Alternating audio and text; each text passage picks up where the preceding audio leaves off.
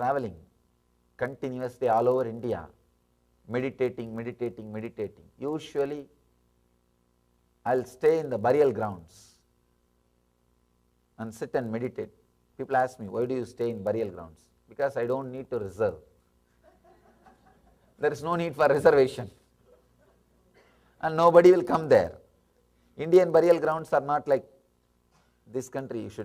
You don't have to imagine like this country. It's an open place, anybody. It's not protected or maintained.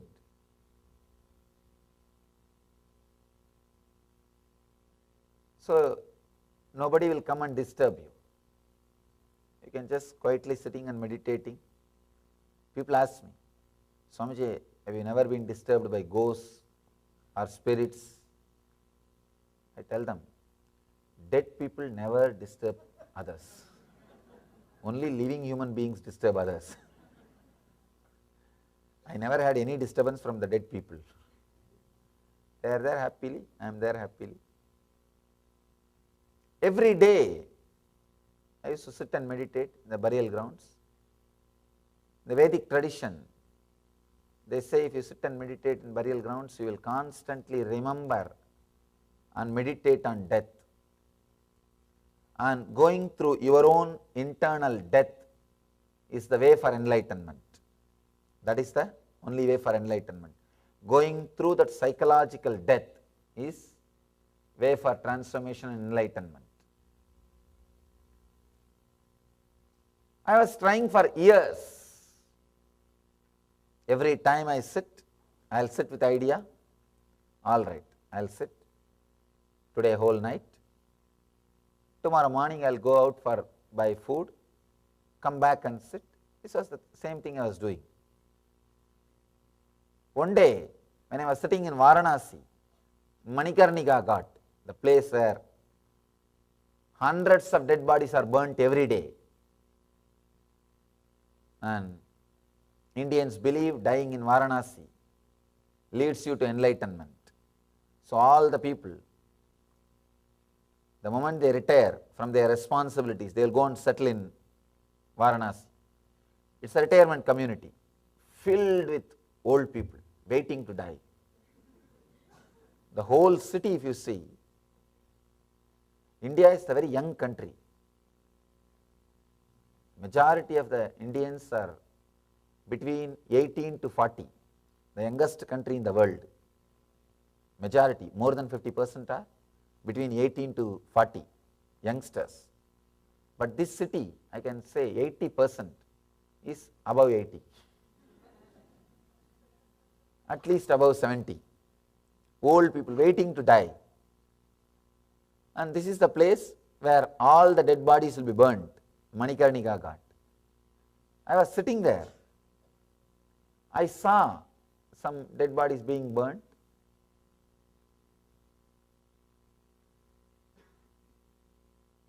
Suddenly, the click, God, this body is also going to be burnt like that only. Actually, you will lose respect and fear about death if you see that body is burnt every time. They don't bring fire from the home. From one fire, they lit the other fire. Whether it rains or shines, it's the eternal fire. It's called Mahasmashana, the ultimate burial ground, ultimate cremation ground. It goes on and on and on. From one body, they light the fire to the other body, continuously. If you are a sincere seeker, really want to know the secrets of death and life, you should go to the Manikarnika Ghat in Varanasi and sit and meditate at least for a few days. When I sat, suddenly the click has happened. God, it is such a simple thing. Just like all these bodies are being burnt, this body also will be burnt one day, that's all. There is nothing much big. No need to make a big fuss about death, life and all those foolish things.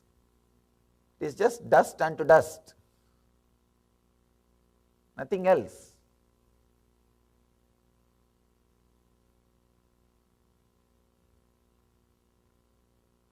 Then I thought, every day I am meditating on death, meditating in burial ground, but still why I am not able to experience that internal psychological death. I am not talking about physical death. Physical death is different. The psychological death is different. If you experience psychological death, suddenly you will see you are enlightened. I thought, why I am not able to experience? Then I decided, either this body should die and I should experience death, or I should have death experience by meditation. I decided to sit. I decided I will sit and meditate on death till I have the death experience, that internal death experience. If I am not having that experience, I will continue. It knows all your games. It knows how many times you cheated. It knows how many times you came out of your own will. It knows how many times you changed, you altered, you corrected, you found a fine print.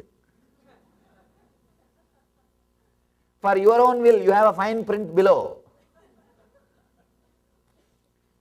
And after 2-3 hours, when you are tired of that will, you read that fine print and say, it's okay, I think I can.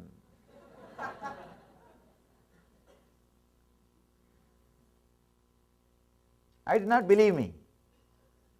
But somehow, that will was very strong. One day was over. Second day also over. No food, no sleep, no 1, 2, 3, nothing. Just sitting. Third day, the whole body is practically frozen because of pain. Just body wants to move, but I said no, nothing doing. No question of moving. If you don't move, just sit like this. The whole body will feel like a frozen with pain.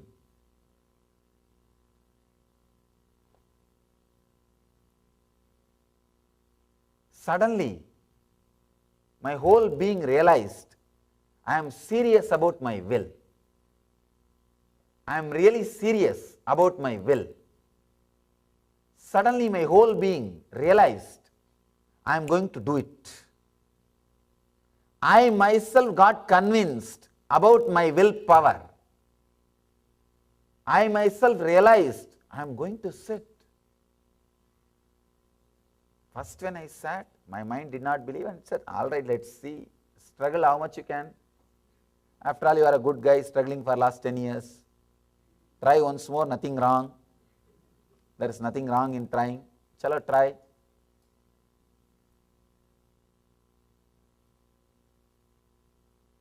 Next day morning, it felt little sympathetic. This fellow is really trying, struggling hard. By third day noon, it got completely convinced. The power which was resisting has lost its hold on the consciousness. The constant doubt which was there, saying, no, no, no, once he is tired, he will come out. Once he is hungry, he will get up and go for food, relax. Once this fellow is feeling the hunger, everything will become all right. That part has died. Suddenly, my own being felt so strongly convinced I am going to sit. Still, I remember very clearly. One thought, a clear thought, I am going to sit eternally. Dirghakalaha, forever.